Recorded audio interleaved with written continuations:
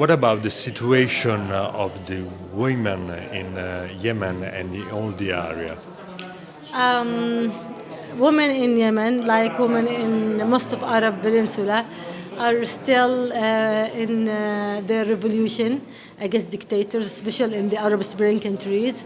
We're still we're still sacrificing for freedom, for dignity, for equality, for rule of law.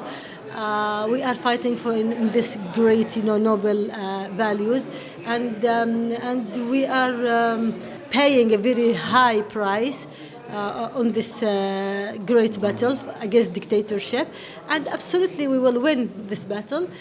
We face the occupation from one side, from Saudi, especially in Yemen, from Saudi and Emirates, and the militia war, the Houthis supported by Iran. But women and Yemeni people are still there and still didn't give up, and will continue our struggle, our sacrifice until we reach to democracy and freedom. But what is the approach, the women, the feminine approach to create a world more peaceful right now? It's the freedom itself. Woman doesn't just fight for her own rights.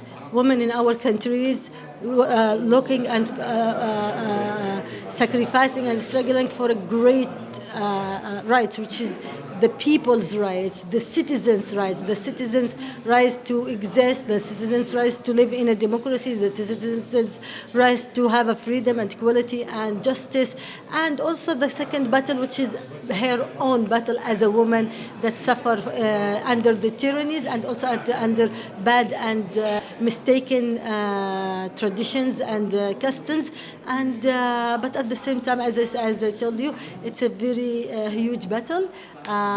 We win in some steps, but still we didn't win the whole battle of freedom. But we will continue until we win, the freedom of democracy, and it's for women, for children, and for all the people. Last question. Europe is aware to live in a safe haven, but there are wars everywhere in the world. What we have to think about to resolve all these problems? Look, you asked me about the women's situation in Arab Peninsula. Let's not forget the women in Palestine, women who are paying a very big, high price, women who are now, it's women and children, they are 23rd of casualties of the people of Palestine in Gaza.